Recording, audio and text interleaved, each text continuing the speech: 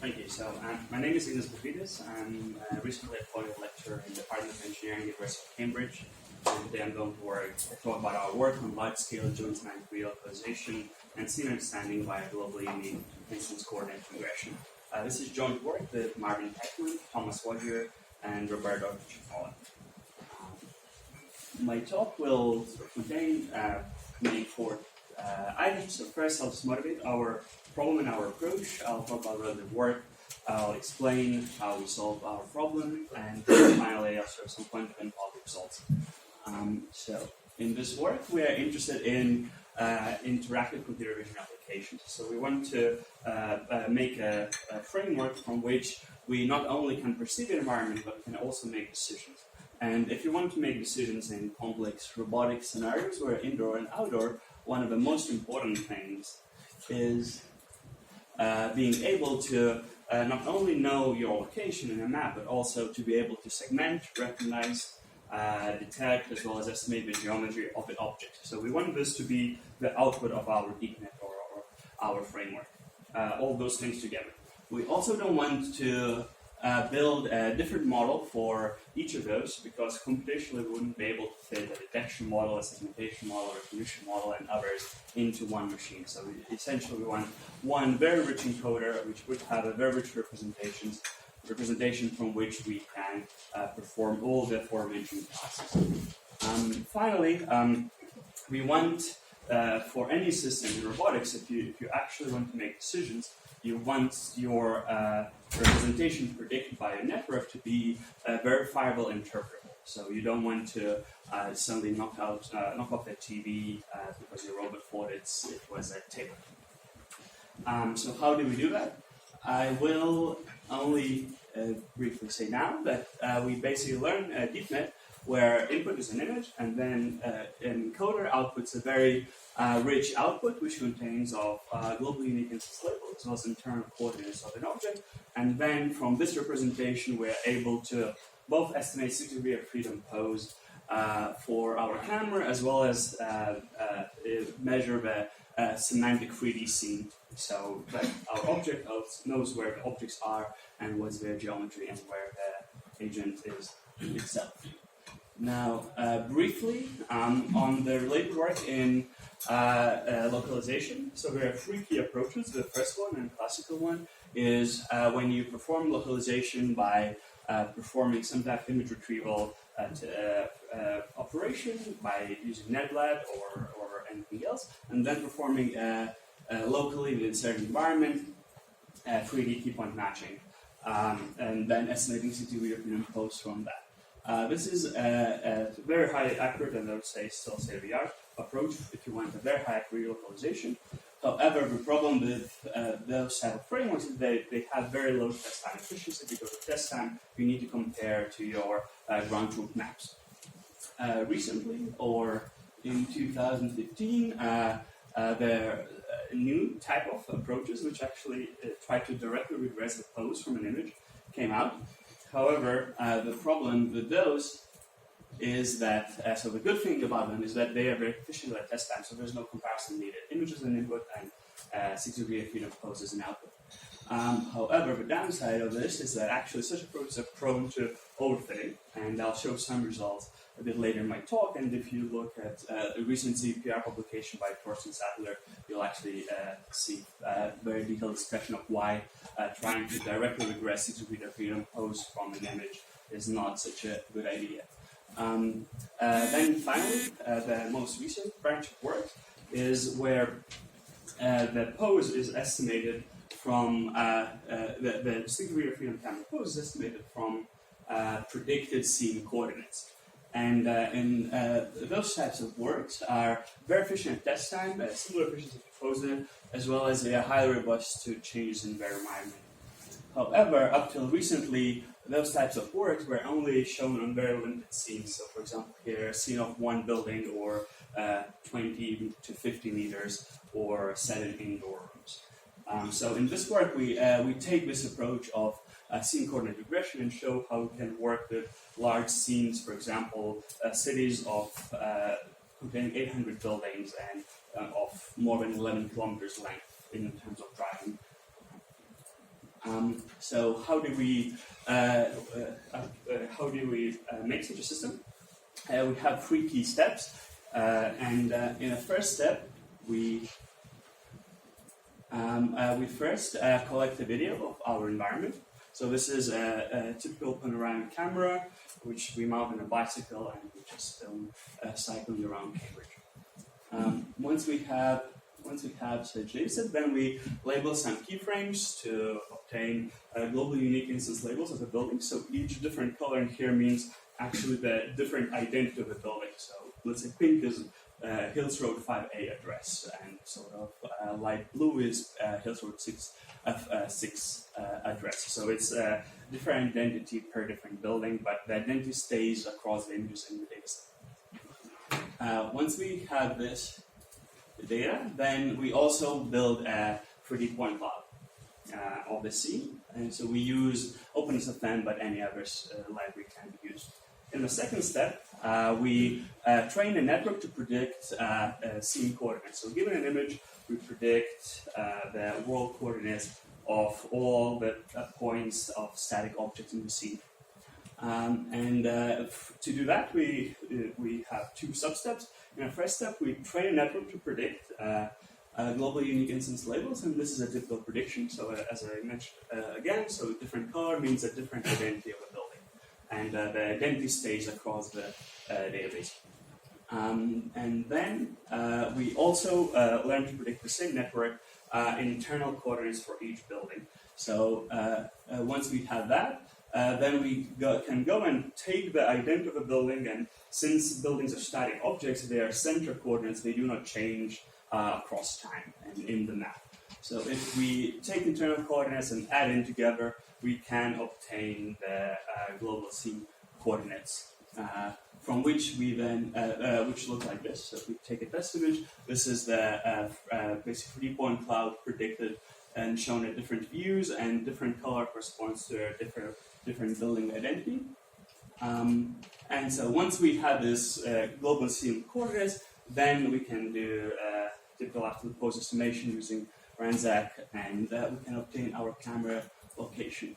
And so here this green dot corresponds to the camera location where this image was taken. Now, if we take a test video like this, so this is cycling sometime later, after a few days, in the same scene as you saw before, then you can recover a trajectory like this. So, and you can know that it's roughly correct because it's a cycling trajectory, and all the green dot points are sort of roughly on the same sort of spline. Now, if you back project this map, which is what you can see, so here we're using the estimated camera pose, and then we back project the cumulative map, which we obtain by taking predictions from all the images while cycling around. And so here is no post-processing or tracking or smoothing across that. So it's not yet virtual reality quality, but it's promising. So now I'll show some quantum quality results. At first, we'll compare 5 different losses which we use to train our network to predict scene coordinates. So here we use sort of 2 images, so it's from the same location in a map, it's just shown at different views. And so for first loss you could imagine could be a reprojection loss. So we simply minimize the error between the expected pixel location on a rectangular image as well as its true location, and then what you see that actually it changes the geometry, so all the points start living on a sphere. And if you see the red color here, so the points which are further away than 2 meters from their ground truth distance, they mark in red. So it's not very good for geometry, though it's actually okay for localization if you just train on such a loss. Then if you actually train on reconstruction loss, so you just try to minimize the distance between the predicted 3D coordinates and ground truth 3D coordinates, you can suddenly recover a better geometry. You can also try to use both, and this corresponds to works like DZAC and DZAC++, where you basically both optimize for your camera location as well as 3D reconstruction losses. And what happens is that you still are able to obtain a good geometry, and if you look at the localization accuracy, you also can obtain a better pose estimation as well. Finally, you can try to directly predict 3D coordinates and then use the instance labels. So it sort of behaves the same as L2 norm, so instance labels doesn't work.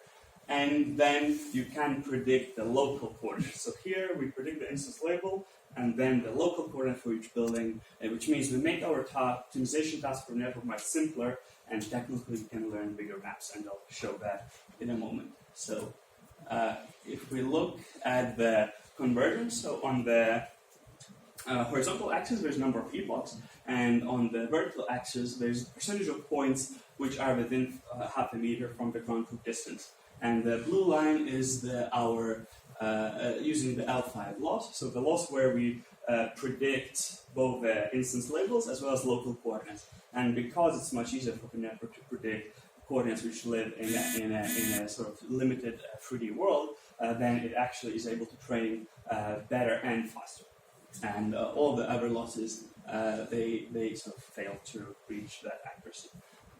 And if you look at 3D fit quality, so on the x-axis there's a distance to the ground truth point location in meters, and on the y-axis is basically the percentage of points which lie within that distance. You can see that the blue line is further away. So for if you measure the points which are within 10 centimeters, there will be many more of them if you use our per field loss. So basically we formulate the seam coordinate regression as we make an optimization for that problem much simpler by separating the tasks of instance segmentation or instance recognition and local coordinate prediction. So here, if you take an artificial city, which is slightly bigger than Cambridge sequence, which has 112 buildings and approximately 2.5 kilometers of driving length, then you can see that the loss which try to jointly minimize reconstruction and reprojection is actually behaving a bit worse. So there are more red points, but there are also some points which are within at least 2 meters. Whereas our loss, because it separated the problem into instance label recognition and local coordinate prediction, is actually more accurate in predicting 3D. And if we go into a bigger city, so this is an artificial city which has 839 buildings and approximately 11.5 kilometers of driving length, then you can see that the loss which tried to directly regress the 3D coordinates, it failed to converge.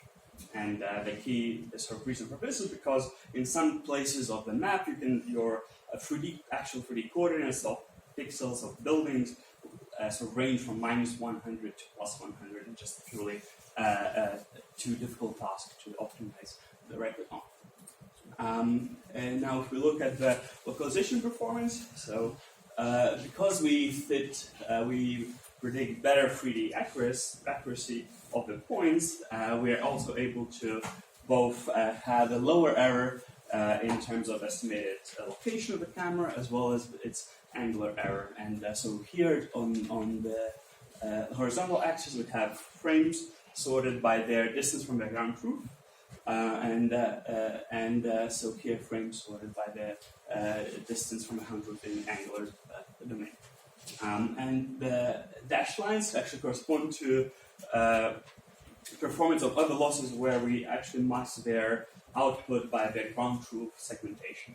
Because if you remember the L3 loss where we just simply combine the reprojection and reconstruction, we don't consider any semantics about the scene, so it tries to reconstruct the points of dynamic objects, of objects which were present in the training sequence, or for which the 3D information was not available. So if you don't mask it out, you have even worse performance than ours.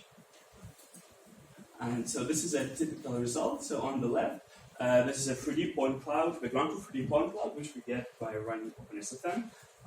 Then the green cameras are the ground truth cameras, red cameras are cameras predicted by our algorithm. You should be able to see black cameras, which was the loss L3, and blue cameras are positive. So all of the sort of algorithms works pretty well. On the right side, you just see the ground truth cameras in green and our predicted camera poses in red. and then the cumulative point cloud which you recover from our network. So basically our network is able to learn more than 1.5 kilometers of Cambridge building point clouds. And now if we look at the results on the same city, so we have a small city, as mentioned before, 112 buildings, and so here is the same cumulative point cloud where different color corresponds to a different building instance, and so ground truth camera poses, red and green, so ground truth predicted, and it manages to follow roughly well. If you look at the video, you can see here. So again, as before, green is ground truth, red is our prediction, black is the joint reconstruction and reprojection loss, and blue is PostNet. And so in here, most of the methods are behaving similarly. PostNet is slightly worse, but it's still pretty good, and you could consider it's advantageous because it's a very fast method and rather easy to train. However, if you take the same synthetic city, but remove some of the buildings, so here is the video which you saw before, and here is the city where some of the buildings are removed, and I'll just wait till the point where we'll see one. Hopefully here. So see, this building is not present here, so nothing else changed, but 20% of the buildings were removed from this artificial city. And now we can see that so our predictions red and then the black ones of joint reprojection and reconstruction laws are behaving okay. However, the PostNet, the blue cameras, it's completely wrong. And that's because when you were training your PostNet in all your training images, there was no changes like that where buildings are removed. And because it's a single estimate coming out of a network, it sort of fails to generalize. Whereas in a method where you try to estimate camera pose from predicted scene coordinates, you can afford some of the buildings to be missing or some of the part of the scene to be corrupted because you simply run Ransack and you just hope that there is enough amount of buildings on which your scene coordinate predictions are correct. And so this is just a similar illustration of the same scene. So the blue cameras are positive cameras. And now finally, if we look at the testing results of the large city, so this is a cumulative map, this is a zoom in of that map. So we're able to learn the DeepNet point cloud of the map, which contains more than 800 buildings, which before we tried, we didn't think it would be feasible. However, it is. And then you get results like that. And so here you can see that PostNet actually is behaving quite well, but when you start looking at the black cameras, which is the ones which were predicted from the map 3D from the scene coordinates, which were trained using joint projection reconstruction laws, it's much worse. And that's because, as I showed before, the actual quality of the predicted scene coordinates is much worse because it's a much harder optimization task. And I think I'll skip the figures we can find in the paper. I forgot to mention that this paper was accepted to the BMC just recently. And so, in a nutshell, so here we propose a method for large-scale joint semantic localization and scene understanding via globally unique instance coordinate regression. What we showed that we can actually make an encoder which predicts a rich, structured, and useful representation from which we can perform multiple tasks, such as object segmentation, recognition, and camera pose estimation. And we also showed the first work which showed that predicting camera pose from scene coordinates can be scaled to significant size maps.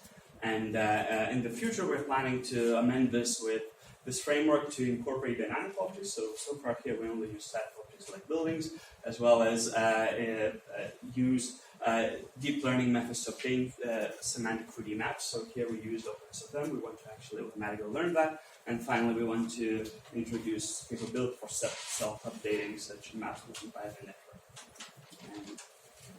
And that's the conclusion.